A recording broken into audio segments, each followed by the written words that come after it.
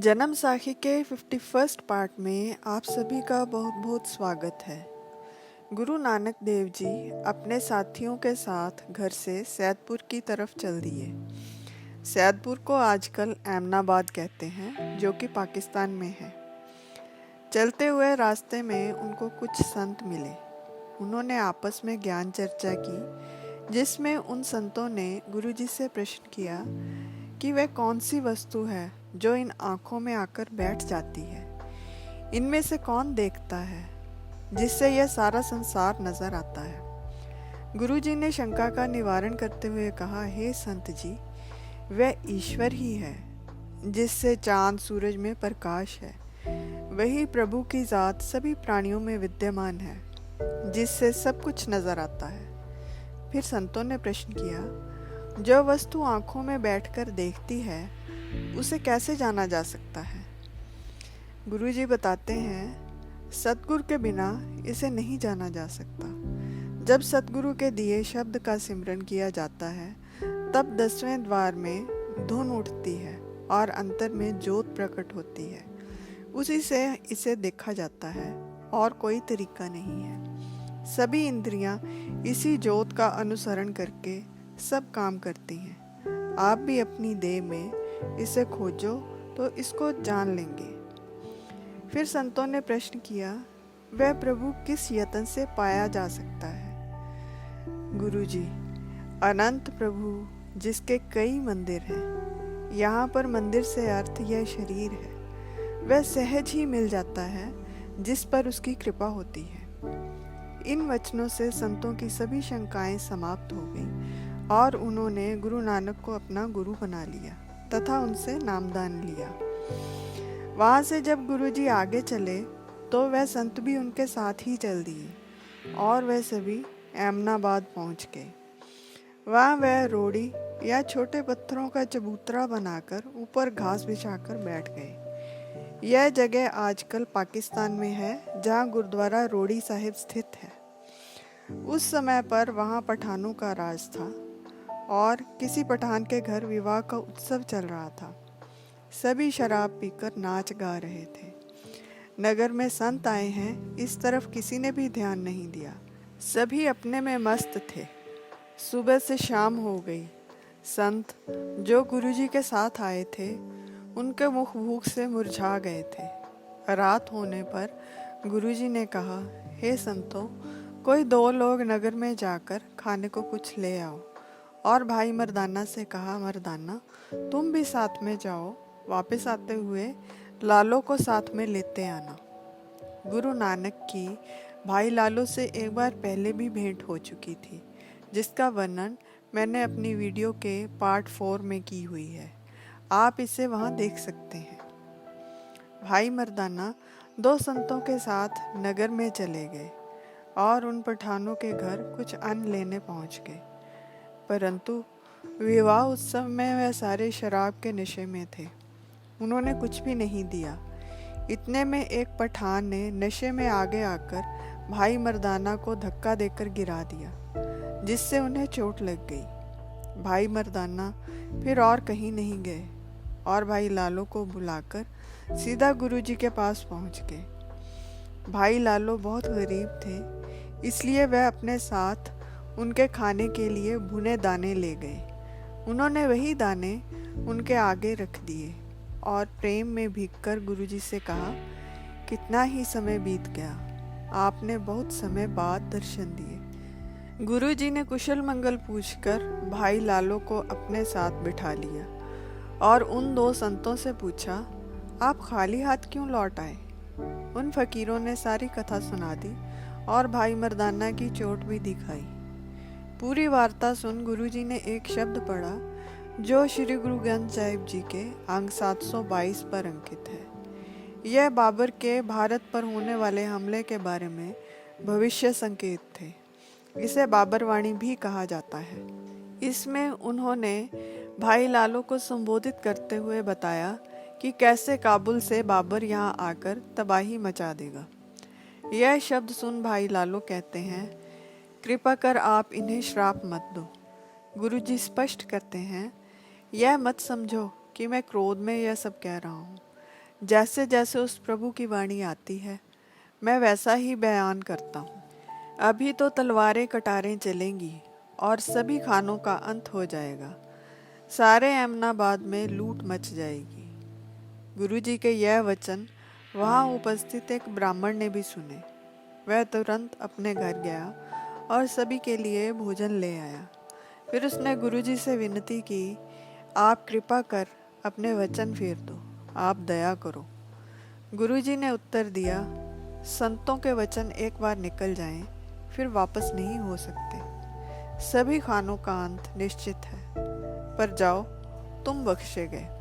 अब बिना देर किए तुम अपने परिवार और सभी वस्तुएं लेकर यहाँ से 4 कोस दूर एक सूखे तालाब के पास जाकर बैठ जाओ, नहीं तो मारे जाओगे, क्योंकि सुबह होते ही मुगलों की सेना आ जाएगी।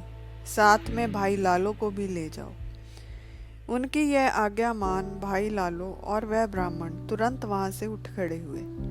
ब्राह्मण ने सारा सामान इकट्ठा किया और अपने परिवार समेत वहाँ से दूर चले गए। गुरुजी भी भाई बाला और भाई मर्दाना के साथ वहाँ से उठकर कुछ दूरी पर जाकर बैठ गए। अगली सुबह मुगलों ने एमनाबाद आकर घेरा डाल लिया। बाबर ने खानों से हार मानने को कहा और अपनी रसद पैसा आदि देने को कहा। खानों को मुल्ला ने आश्वासन दिया था कि तुम हार मत मानना, हम मंत्रों से उनकी तोपों के मुंह बांध देंगे और मुगलों को अंधे कर देंगे।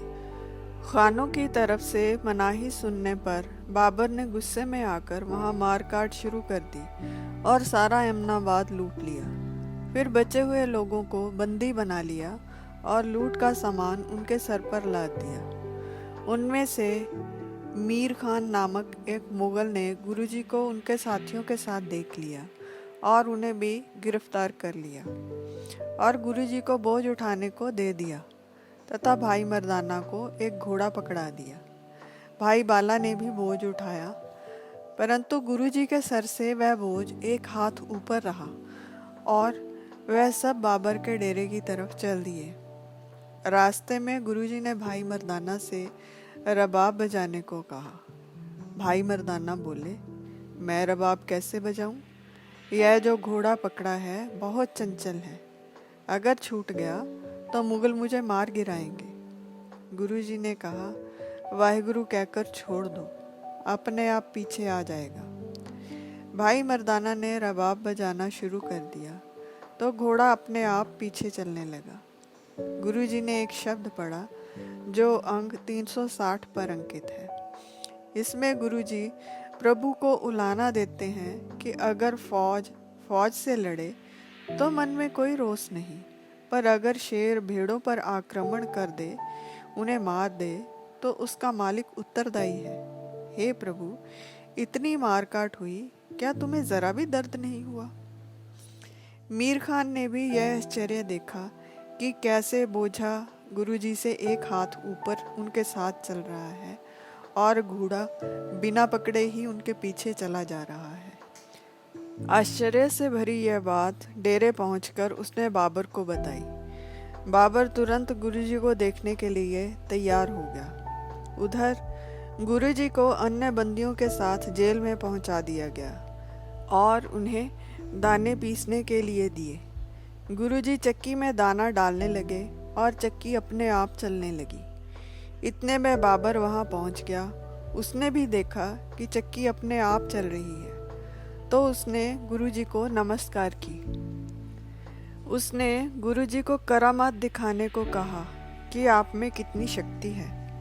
गुरुजी ने उत्तर दिया, हम करामात को कहर समझते हैं। बाबर भी रात को प्रभु की बंदगी करता था, सुबह कुरान पढ़कर फिर बांग गाकर दिन का काम करता।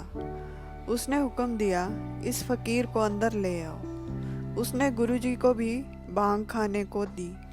गुरुजी बोले, मैंने प्रभु प्रेम की भांग खाई हुई है, उसका नशा कभी नहीं उतरता। फिर एक शब्द सुनाया जो अंक 721 पर अंकित है। यह शब्द सुनकर बाबर ने गुरुजी से विनती की कि आप मेरे पास ही रहो। गुरुजी ने कहा, 3 दिन रहूँगा। 3 दिन वहां रुककर उन्होंने प्रभु प्रेम के कई शब्द बाबर को सुनाए, जिससे उसका हृदय परिवर्तन हुआ।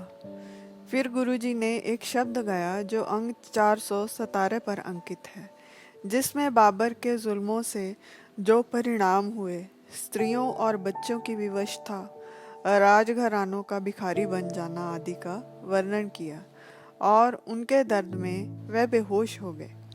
बाबर ने पूछा, इस फकीर को क्या हुआ?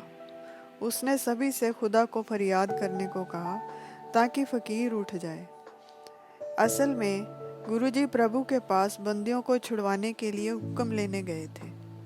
आवाज़ आई, जाओ नानक, तुम्हारे दर्द के कारण मैं सभी बंदियों को छोड़ देता हूँ, और उन्हें विदा किया। फिर गुरुजी उठ बैठे। उनके शरीर से तेज प्रकाश निकल रहा था। बाबर ने हाथ जोड़कर कहा, पातशाह, मेहर करो। गुरुजी बोले, अगर मेहर चाहते हो तो सभी बंदियों को रिहा कर दो, और जो भी इनका लूटा माल है इन्हें वापस कर दो। बाबर मान गया और कहा, पर मेरी एक अर्ज है कि मेरी बादशाही पुश्तों तक चले। गुरुजी ने वरदान देते हुए कहा, जाओ, तुम्हारी बादशाही देर तक चलेगी, पर जब तक तुम सभी के साथ न्याय करोगे। बाबर ने सलाम किया और सभी को छोड़ दिया, पर बंदी बिना गुरुजी के जाने को तैयार न थे, तो गुरुजी को भी विदा किया। गुरुजी चौथे दिन एमनाबाद पहुंचे तो वहां सब कत्लेआम पड़ी देखी। कोई मुर्दे दफना रहा था, कोई जला रहा था। तो भाई मर्दाना ने गुरुजी से पूछा, एक ने बिगाड़ी थी, सजा में इतने क्यों मारे गए? गुरुजी ने कहा, मर्दाना, सामने पेड़ के नीचे जाकर सो जाओ, जब उठोगे तो जवाब दूंगा। मर्दाना जाकर सो गया। उसकी छाती पर एक बूंद चिकनाई की लगी थी, तो चींटियां आकर लग गईं। एक चींटी लड़ गई तो सोए हुए मर्दाना ने सभी को हाथ से मल दिया। गुरुजी ने हंसकर कहा, मर्दाना, यही कारण है कि एक की गलती से सभी मारे गए। इस तरह बाबर के हमले का वर्णन यहाँ समाप्त होता है। वह चक्की जो अपने आप चली थी, वह आज भी एमनाबाद में गुरुद्वारा चक्की साहिब में स्थित है। आज के लिए बस इतना ही।